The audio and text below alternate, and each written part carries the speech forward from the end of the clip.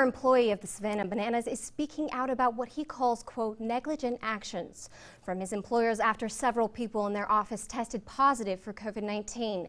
The staff and president of the Savannah Bananas tell WSAV their focus is on being transparent.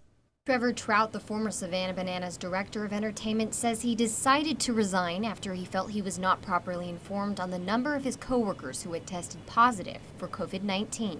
All across Savannah, we have businesses who are being 100% transparent with the number of positive cases, who they came in contact with, and what shifts they worked so that the public would be aware and informed. He says he was worried about heading into the start of the season after 10 of the office's employees tested positive for the virus. My biggest concern is if those numbers translates to fans in attendance, of which we're planning on having 2,000. I mentioned, getting rid of the Bananas altogether just for their safety.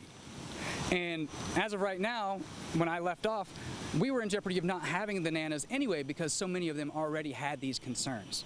The president of the organization says they've been transparent and communicating directly with the health department for months on how to operate safely. The health department is fundamentally aware of what has happened here, and they reported that there's 10 cases that have been reported that are associated with Bananas.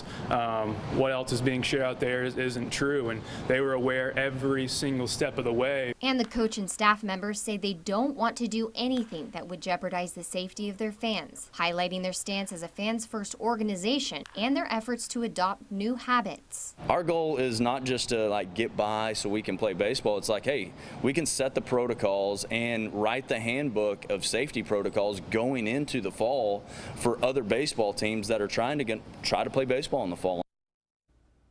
Trout says he didn't want to quit his job, but says, quote, it was the right decision. The team's president says the Savannah Banana season opener on July 1st will move forward as planned. He says they've posted their safety measures online.